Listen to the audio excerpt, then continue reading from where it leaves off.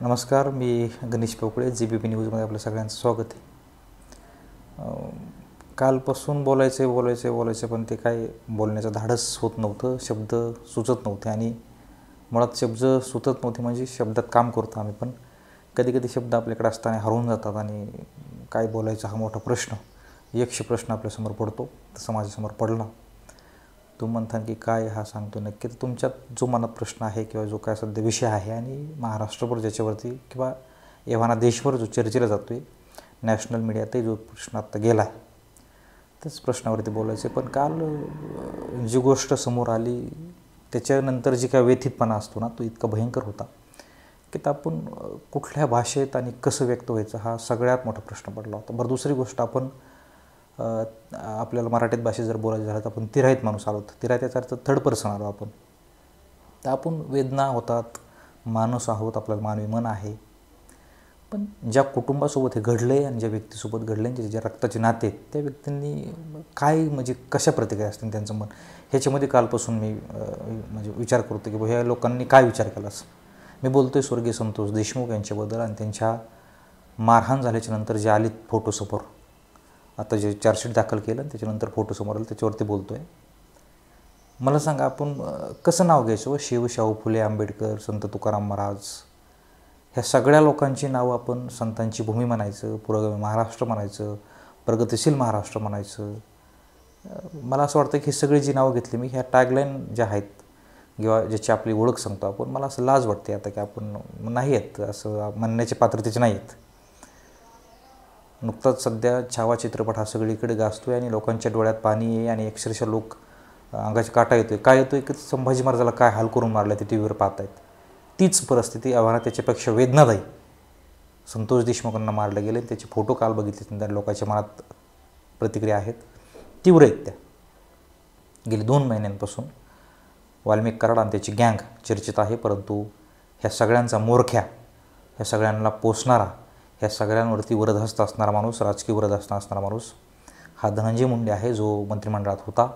नुकताच त्या माणसाचा राजीनामा घेतला गेला आहे, त्या माणसाची हकालपट्टी केली गेली. पण त्या माणूस मंत्रिमंडळात इतके दिवस कसा राहिला? आज जर हे फोटो बाहेर आले असते तर चार्जशीट आज म्हणजे 2 दिवसापूर्वी दाखल झालं. परंतु पोलीस यंत्रणा गृह खात्याच्या किती संबंधित असते, त्यांना सगळा रिपोर्ट जातो. मुख्यमंत्र्यांना हे फोटो कधी पाहिले त्यांनी? जे उपमुख्यमंत्री आहेत आणि धनंजय मुंडे यांचे पक्षाचे प्रमुख आहेत ते अजित पवारांनी फोटो कधी पाहिले? माजी मुख्यमंत्री आणि विद्यमान उपमुख्यमंत्री एकनाथ शिंदे यांनी हे फोटो पाहिले होते का? हे सगळं होत असताना तुम्ही सरकारचे प्रमुख, सरकारचे एक मुख्य भाग म्हणून तुम्हाला असं वाटलं नाही की आता हे सगळं क्रूर आहे, इतक्या वेदनादायी आहे, हे क्रूरतेच्या पलीकडे गेले, मानवी मनाला हेलावून सोडणार आहे. आपण ह्या व्यक्तीचा राजीनामा घेतला गेला पाहिजे, जेणेकरून लोकांचा आक्रोश आहे, याच्या पाठीमागचं काय राजकारण होतं, त्यांच्या पाठीमागची काय मजबुरी होती मला माहीत नाही, आय डोंट नो. पण आत्ताची परिस्थिती अशी आहे की काल फोटो आल्याच्यानंतर महाराष्ट्रातलं वातावरण इतकं चिघळलं. महाराष्ट्राच्या मनामध्ये, घराघरामध्ये लोकांची जी प्रतिक्रिया इतकी तीव्र आहे, जे वेदना आहेत, ज्या भावना आहेत, त्या इतक्या भयानक आहेत. त्याची तीव्रता मुंबईपर्यंत पोहोचली, सागरी बंगल्यापर्यंत पोहोचली. सातपुडा बंगल्याला लाज वाटली. सातपुडा बंगला हा धनंजय मुंडेच बंगला आहे म्हणून म्हणलं की सातपुडा बंगल्याला लाज वाटली आणि त्यांनी तो राजीनामा दिला. परंतु दोन्ही त्यांना एकाच वेळी होतं. लाजही वाटते, निर्लज्जही ती खूप आहेत. कारण ते नंतर असं म्हणत आहेत की माझ्या तब्येतीच्या कारणास तुम्हाला राजीनामा द्यावा लागला. तुम्हाला फक्त आणि फक्त तुमच्यातला अहंकार मरू द्यायचा नाही, तुमच्यातला अहंकार तुम्हाला टिकून ठेवायचा आहे. तुम्हाला असं सांगायचं आहे की मी म्हणजे कोण, पण असं नसतं होत. भले भले ह्या मातीत गाडले गेलेले आहेत, संपलेले आहेत. अहंकार ही अशी गोष्ट आहे की तुम्हाला ती एक कर्करोगासारखी असते. तुम्ही पुरेपूर व्यवस्थित दिसता पण तुम्हाला ते आखरून आतून पोखरत असते. तसं तुमच्या भगिनी श्रीमंत्री पंकजा मुंडे यांच्याकडे किती अहंकार आहे महाराष्ट्राला माहीत आहे, महाराष्ट्राला परिचित आहे. आणि तुमचा अहंकार महाराष्ट्र पाहतो. काल तुम्ही अक्षरशः 56 एकदम 86 इंचाची छाती करून विधिमंडळाच्या परिसरात आलात, सगळ्यांना नमस्कार केला. तर तुमच्या डोळ्यावरती ऑपरेशननंतर घातलेला काळा गोगल, ह्या सगळ्या एकदम डॅशिन प्रकरणात तुम्ही आलात आणि असं दाखवलं की माझं कुणीच काय करू शकत नाही. आणि दुसऱ्या दिवशी ही परिस्थिती आली.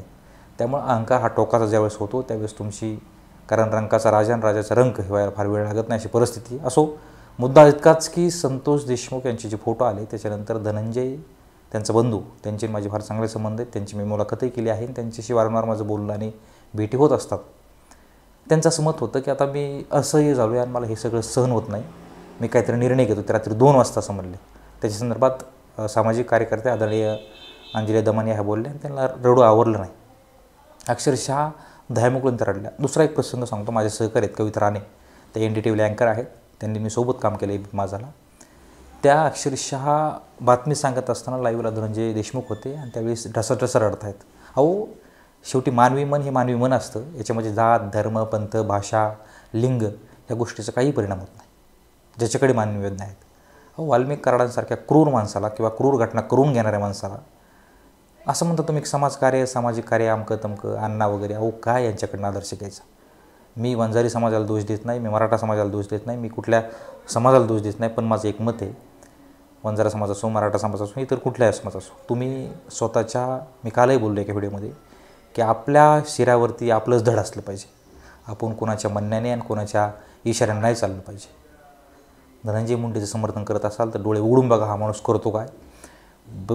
वाल्मिक कराडांचं समर्थन करत असाल तर हा माणूस करतो काय. याच्यामध्ये मराठा आणि वंजारा असं अजिबात बोलणार नाही मी. समाजाने आपला विचार करावा. गेली अनेक पिढ्या आपण ऊस तोडतो आहेत.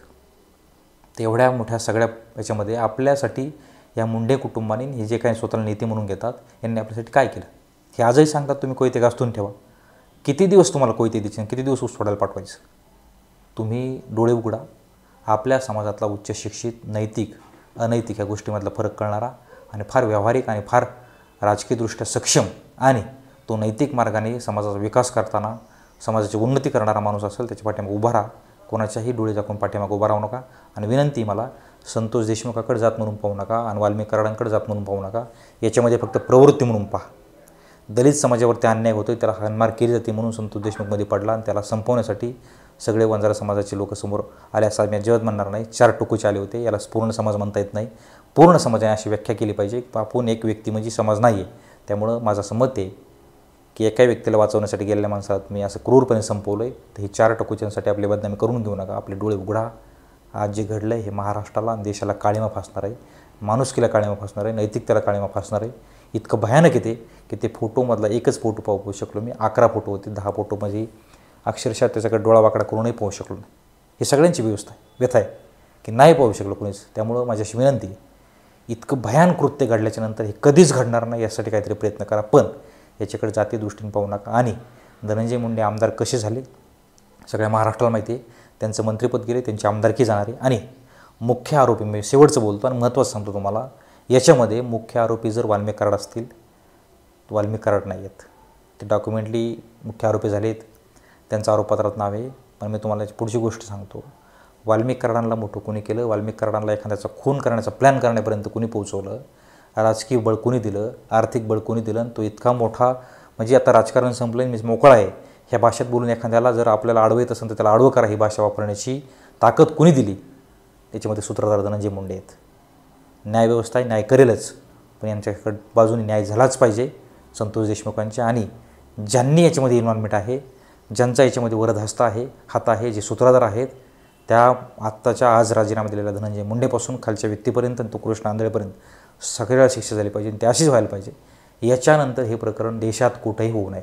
मी महाराष्ट्र, बीड जिल्हा परळी असं बोललो नाही, कुठेच होऊ नये. कारण मानवी मनाला प्रचंड वेदना देणार आहे. याच्यावरती किती बोलावं, काय काय बोलावं हा प्रश्न आहे. पण आज बोललं पाहिजे म्हणून मी समोर आलो बोललो.